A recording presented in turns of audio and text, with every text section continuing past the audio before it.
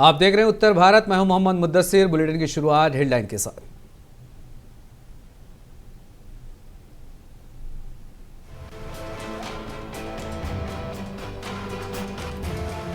सांसद डिंपल यादव ने संभल हिंसा पर स्पीकर को लिखा खत, कहा इस मुद्दे पर होनी चाहिए चर्चा।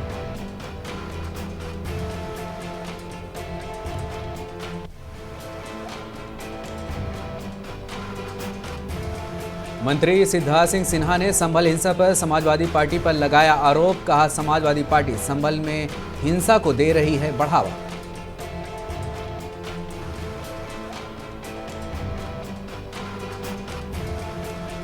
वक्फ बोर्ड केस को लेकर पूर्व सांसद डॉक्टर एसटी हसन का बयान, कहा वक्फ बोर्ड पर सरकार की नीयत हो रही है खराब।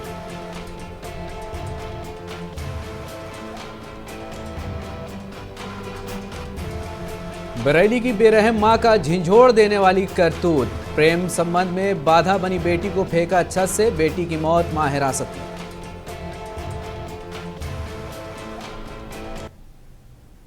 खबर अब तफसील के साथ। समाजवादी पार्टी की सांसद डिंपल यादव ने संभल हिंसा पर कहा कि संभल में जो घटना घटी उस पर चर्चा होनी चाहिए। हमने स्पीकर साहब को खत लिख दिया है और सांसदों ने भी कई नोटिस दिए हैं। वो चाहते हैं कि जो भी संभल में हुआ है उस पर चर्चा हो और जिस तरह का व्यवहार सरकार और प्रशासन की तरफ से किया जा रहा है उस पर हम अपनी बात रखना चाहते हैं। हम भी चाहते हैं कि दोषियों को सख्त कार्रवाई के खिलाफ हो।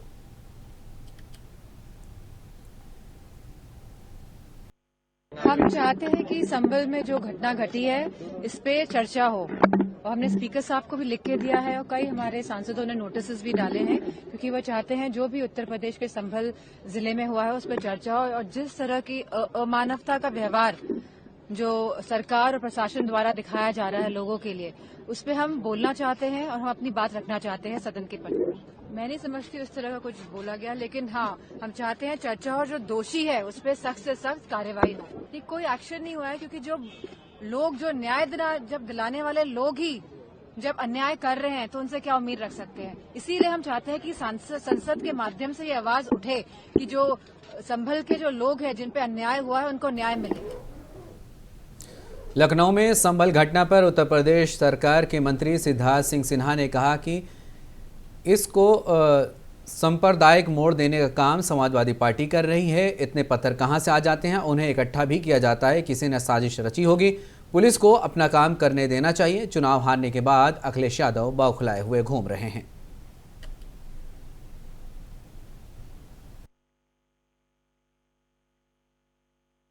इसको सांप्रदायिक मोड़ देने का प्रयास समाजवादी पार्टी कर रही है, जबकि ये एक सोची समझी साजिश है वहां पर। और कोई आप लोगों के वीडियो फुटेजेस देख लेगा, साधारण व्यक्ति भी देखेगा तो इतने पत्थर कहां से आ जाते हैं। कोई उठा के तो ऐसे फेंक नहीं रहा है, तो कहीं ना कहीं उसका कलेक्शन हुआ होगा, कहीं ना कहीं किसी के नेतृत्व में जिसने ये पूरी साजिश रची उसने करा होएगा। तो पुलिस को अपना काम करने देना। ये समाजवादी पार्टी के जितने नेता हैं और उनके विशेष रूप से अखिलेश यादव जी, आप चुनाव हारने के बाद बौखलाए हुए घूम रहे हो। आपको लग रहा है कि पता नहीं कौन सी धरती वो पकड़ ले। अरे सांप्रदायिकता धरती नहीं हो सकती, आपकी राजनीतिक धरती नहीं होती है। सांप्रदायिकता से बंटवारा होता है और आप समय समय पर यही दर्शाते हैं कि आप उत्तर प्रदेश की जनता को बांटना चाहते हैं। वहीं लखनऊ में संभल घटना पर उत्तर प्रदेश विधानसभा के अपोजिशन नेता माधव प्रसाद पांडे ने कहा कि डीजी ने कहा है कि हम सब निष्पक्ष जांच करेंगे। 3 दिन का वक्त दिया गया है। हमारी टीम 3 दिन के बाद जाएगी। वहां से वापस आने के बाद इस बात पर चर्चा होगी। हम वहां की हकीकत पर एक रिपोर्ट तैयार करेंगे और राष्ट्रीय अध्यक्ष को देंगे।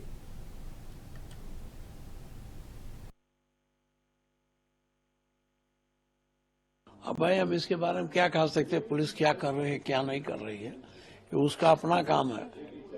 हमारा काम है, हम जा रहे थे तो उन्होंने डीजी ने कहा मैं निष्पक्ष जांच करूंगा, इसलिए अब हमारी टीम 3 दिन का समय दिया था। 3 दिन के बाद हम टीम से जाएंगे, वहां देखेंगे क्या कर रहे हैं क्या नहीं कर रहे हैं, तब लौट के उसके बारे में बात करेंगे। संभल की घटना को जानने के लिए नहीं, मैं प्रतिनिधि मंडल में हम लोग जाएंगे, वो नहीं जाएंगे। अब उनको कब जाना है, वो राष्ट्रीय अध्यक्ष हैं, बड़े नेता हैं, जब भी चाहें तब भी जा सकते हैं उसको। लेकिन हम लोगों को यह है कि जाएं और वहाँ की सत्यता और वास्तविकता के बारे में एक रिपोर्ट तैयार करें और राष्ट्रीय अध्यक्ष। संभल हिंसा मामले पर उत्तर प्रदेश के मंत्री ओम प्रकाश राजभर ने कहा कि प्रदेश में कानून का राज है।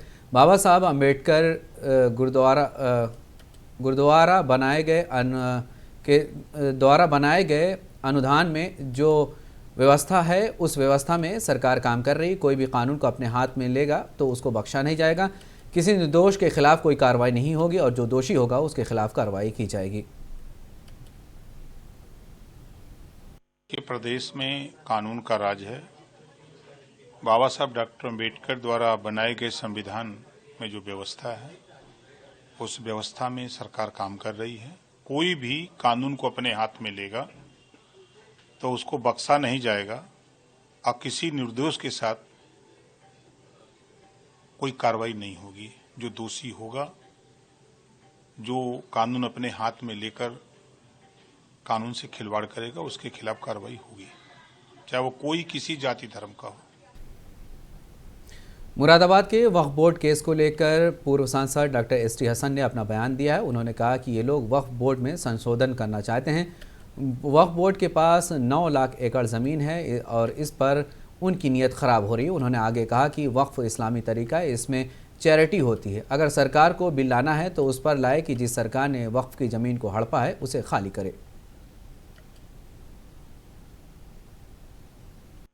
देखिए, वक्फ बोर्ड में संशोधन करना चाहते हैं ये लोग और इन्हें ये दिखाई दे रहा है कि उसके बाद 9 लाख एकड़ जमीन है, उस पे इनकी नीयत खराब हो रही है। वक्फ सिर्फ इस्लामिक तरीका है, वक्फ अलल खैर और वक्फ अलल औलाद, चैरिटी भी होती है और औलाद के लिए भी करा जाता है। अगर बिल ही लाना है तो इस बात पे लेके आइए कि सरकार ने जितनी वक्फ की जमीनें हड़प रखी हैं उसे खाली करें और जिन लोगों ने कब्जे कर रखे हैं वक्फ के ऊपर उसे खाली करें। अब इन्होंने वक्फ में एक लोगों में भ्रम फैलाया कि वक्फ बोर्ड का जो डिसीजन होता है वो ट्राइब्यूनल में जाता है और ट्राइब्यूनल का डिसीजन कोई चैलेंज नहीं कर सकता। मैं वक्फ बोर्ड में रहा हूँ, ट्राइब्यूनल के बाद अगर कुछ सेटिस्फाई नहीं तो हाई कोर्ट जाता है। लोगों को खुलेआम आंखों में धूल झोंकी जा रही है, झूठ बोले जा रहे हैं, बहकाया जा रहा है। समाजवादी पार्टी के एमएलए नसीम सोलंकी और बीजेपी नेता धीरज चड्ढा के बीच घमासान ने भयानक रूप इख्तियार कर लिया है। एमएलए को मंदिर जाने पर बीजेपी नेता ने नाराजगी जताई थी। एमएलए के बयान के मुताबिक बीजेपी नेता का दिमाग सही नहीं है। इस बयान पर अब बीजेपी नेता मानहानि का दावा कर रहे हैं। मामला ये है कि आज मैंने बहन नसीम सोलंकी का बयान सुना था। उस बयान में वो ये कह रही हैं कि मैं एक मानसिक बीमार हूँ। मुझको अखबारों के द्वारा, पत्रकारों के द्वारा और जगह जगह खबरों के अनुसार ये पता लगा कि उन्हें मानसिक बीमार, विक्षिप्त बता रही हैं, जबकि उनका पति खुद एक सजा याफ्ता मुलजिम है, आगजनी के मामले में जेल में है, उसके ऊपर अपराध साबित हो चुका है। मेडिकल कॉलेज में हमारे छात्रों को, जूनियर डॉक्टरों को उसने मरवाया, घुस के मारा, वो स्वयं एक अपराधी है। भी पेपर सब तैयार हो रहे हैं। भारतीय न्याय संहिता VNS में 356(1) में ये प्रावधान है कि यदि ए व्यक्ति को जो चोरी नहीं किया है या नशा नहीं किया है और जो है बी व्यक्ति ये कहता है कि उसने चोरी की है या नशा किया हुआ है और वो 356(1) में आता है, वो पूरे पेपर डॉक्यूमेंट तैयार हो रहे हैं। कल हम मानहानि का दावा पेश करेंगे।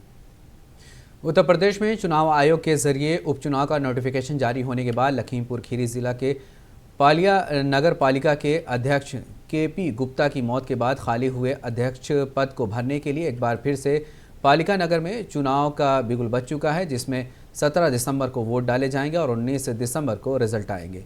वहीं नोटिफिकेशन जारी होने के बाद आचार संहिता का पालन करने को लेकर जिला अफसर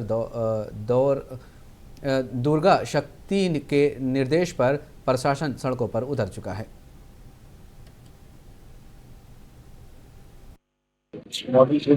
का पालन किया जा रहा है।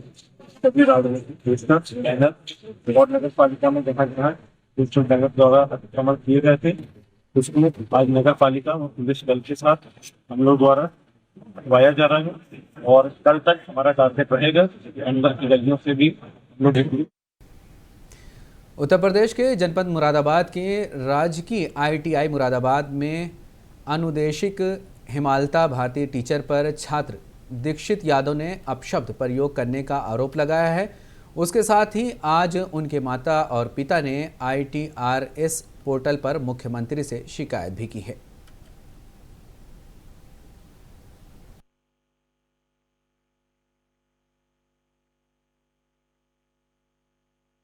इलेक्ट्रॉनिक मैकेनिक में एक ट्रेड है, मैम पढ़ाती नहीं है कुछ भी। राजकीय विवेकानंद के पास ही है कॉलेज है, राजकीय इसमें ITI है, तो इसमें मैम बिल्कुल पढ़ाती नहीं है। 10 से 15 मिनट क्लास में रुकती हैं बस, उसके बाद मैम चली जाती हैं, उसके बाद आती नहीं है। मैंने एक दिन मैम से बोला कि मैम पढ़ा दे करो, तो मैम ने मुझे उपशब्दों का प्रयोग किया और गाली गलौज की। मेरे पास वीडियो है मोबाइल में और मेरे फोन में रिकॉर्डिंग भी है, आप देख सकते हैं।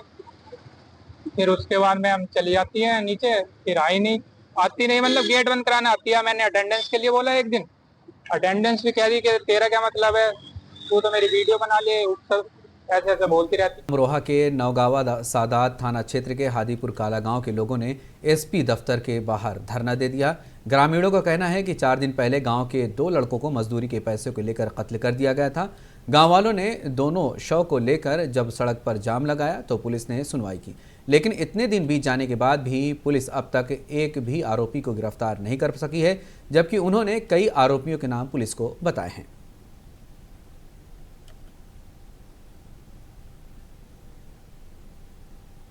मामला ये था सर, हमारे भाई काम पर से आ रहे थे, 3-4 लड़कों ने उन्हें मारा पीटा रास्ते में, उन्हें जान से मार दिया। पुलिस इसमें कोई कार्रवाई नहीं कर रही है, बल्कि एक जने को पकड़ लिया है, उसका चालान कर रहे हैं। लेकिन जो और लोग थे वो लोगों को ना पकड़ा है ना ही जेल भेजा। उन्हें हम पकड़वाना चाहते हैं ताकि वो हमें कुछ ना कर सकें। आज हमारे भाई को मारा है, कल को हमें भी मार सकते हैं अगर वो छूट गए तो। पुलिस से ये मांग कर रहे हैं कि जो गुनहगार हैं और जो बचे हुए साथी हैं उसके, वो अपाहिज लड़का है, वो एक लड़का 2 जनों को नहीं मार सकता। अब आप SP ऑफिस आए हैं, क्या आपको आश्वासन दिया जा रहा है पुलिस की ओर से? पुलिस की ओर से कोई आश्वासन नहीं दिया जा रहा।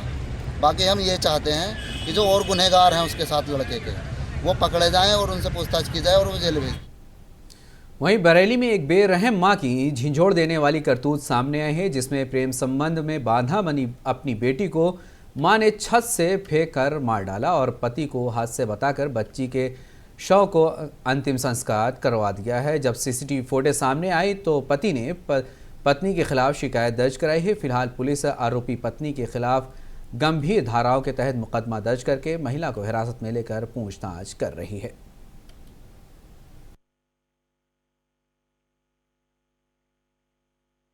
छब्बीस 11/2024 को थाना CB-गंज पर मुर्शीद खान निवासी कासमपुर के द्वारा एक लिखित प्रार्थना पत्र दिया गया, जिसमें उन्होंने आरोप अंकित किया है कि दिनांक 21/11/2024 को उनकी पत्नी ने जानकारी दी कि उनकी 2.5 वर्षीय पुत्री की छत से गिर जाने के कारण मृत्यु हो गई है। उस आधार पर उनके द्वारा अपनी पुत्री का अंतिम संस्कार करते हुए उसको दफन कर दिया गया था, किंतु इस समग्र प्रकरण पे उनको पत्नी पर शक था। अतः आसपास लगे CCTV फुटेज के उनके द्वारा जो है बाद में अवलोकन किया गया तो उन्होंने पाया कि उनकी पत्नी ने ही अपनी पुत्री को छत से फेंककर उसकी हत्या कर दी थी। इस संबंध में थाना CB-गंज पर सुसंगत धाराओं में अभियोग पंजीकृत कर लिया गया है। लखीमपुर खीरी जिला में क्राइम का ग्राफ बढ़ता जा रहा है, जिसकी वजह से जिला chief superintendent of police Ganesh Prasad Shah ने अपराध और अपराधियों पर लगाम लगाने के लिए अभियान शुरू कर दिया, जिसकी वजह से एक दिन में कुछ अपराधियों की गिरफ्तार करके जेल भेज दिया है। इसी क्रम में आज कोला कोतवाली पुलिस ने अपराधी संजय को गिरफ्तार कर लिया और उसके कब्जे से एक तमंचा और कुछ जिंदा कारतूस बरामद किए हैं।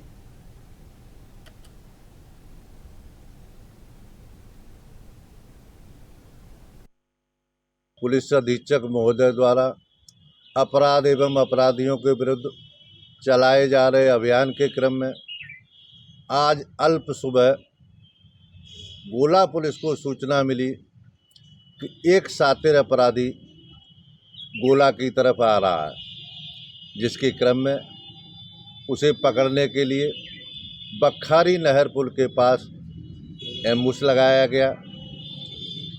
आया और पुलिस से घिरा देखकर नहर की पटरी पर भागने लगा। क्योंकि आगे दूसरी पार्टी लगी थी। घिरा देखकर इसके द्वारा पुलिस पार्टी पर फायर किया गया, जिसमें पुलिसकर्मी बाल बाल बचे। तत्पश्चात आवश्यक पुलिस बल का प्रयोग करते हुए उक्त अपराधी, जो बहुत शातिर किस्म का है, गिरफ्तार कर लिया गया। खबर गाजीपुर की है, जहां संयुक्त किसान मोर्चा ने आज जिला मुख्यालय के बाहर धरना प्रदर्शन दिया है। इस धरने प्रदर्शन में मौजूद किसान नेताओं ने जमकर नारेबाजी की और 12 मांगों को लेकर जिला प्रशासन को एक ज्ञान सौंपा है। उनका क्या कुछ कहना है, आइए सुनते हैं।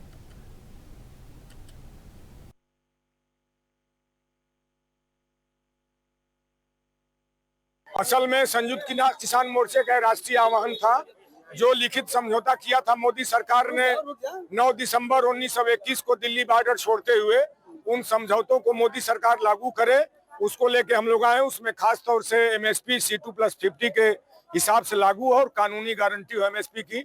बिजली बिल जो पेंडिंग है पार्लियामेंट के अंदर, उसको वापस लिया जाए और जो ये आवारा पशु हैं उनको उन पे रोक लगे। इसी तरह की मांगों को लेके और 200 दिन काम और 600 रुपए मजदूरी मिले मनरेगा मजदूरों को। बिजली बिल जो अभी गांव में फर्जी भेजा जा रहा है, खास करके गाजीपुर में, इसको लेके और 300 यूनिट फ्री बिजली घरेलू मिले सबको। और अफीम का कारखाना यहाँ बना 1820 से, उससे पहले से 200-250 साल से खेती होती रही है। अभी भाजपा की सरकार ने उसको गाजीपुर से एकदम खत्म कर दिया अफीम की खेती को। और इसके साथ में यहाँ जो नंदगंज चीनी मिल और बड़ौरा की कताई मिल।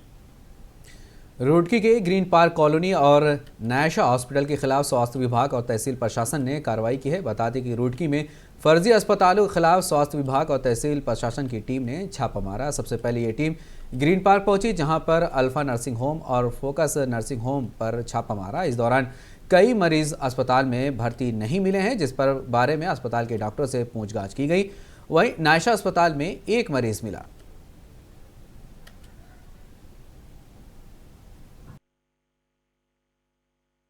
मजिस्ट्रेट साहब की तरफ से काफ़ी दिनों से कहा जा रहा था कि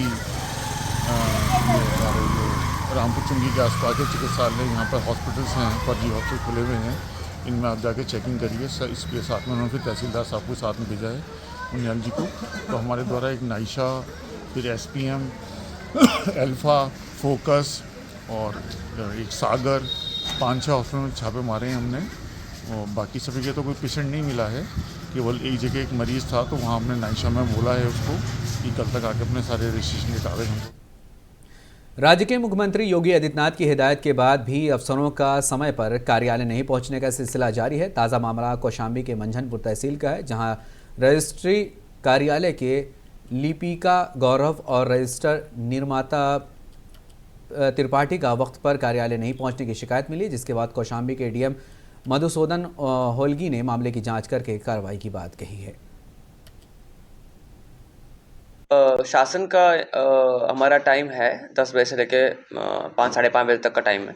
उसी के अनुरूप सबको कार्यालय में उपस्थित होना जरूरी है और उसी के अनुरूप कार्रवाई करना भी जरूरी है, अपना विभागीय कार्य करना भी जरूरी है।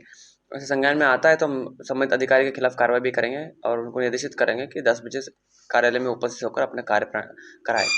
इसका अभी भी संज्ञान में आया, हम लोग टीम गठित करके इसको इंक्वायरी कराते हैं, रिपोर्ट लेंगे और जो भी दोषी पाया था।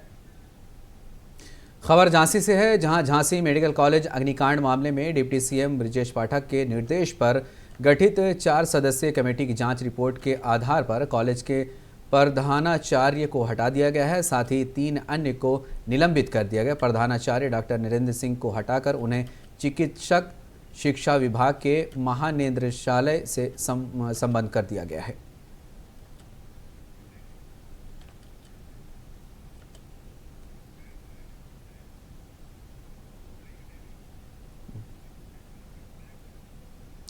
चलते एक नज़र हेडलाइंस पर।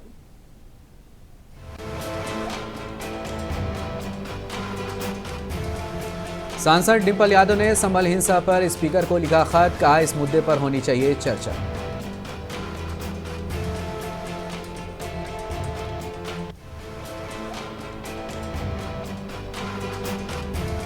मंत्री सिद्धार्थ सिंह सिन्हा ने संभल हिंसा पर समाजवादी पार्टी पर लगाया आरोप, कहा समाजवादी पार्टी संभा में हिंसा को दे रही है बढ़ावा।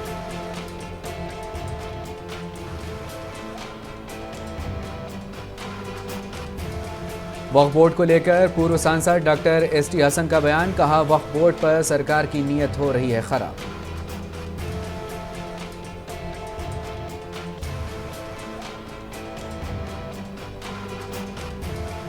बरेली की बेरहम मां की झिंझोड़ देने वाली करतूत, प्रेम संबंध में बांधा बंधी बेटी को फेंक दिया छत से, बेटी की मौत मां हिरासत में।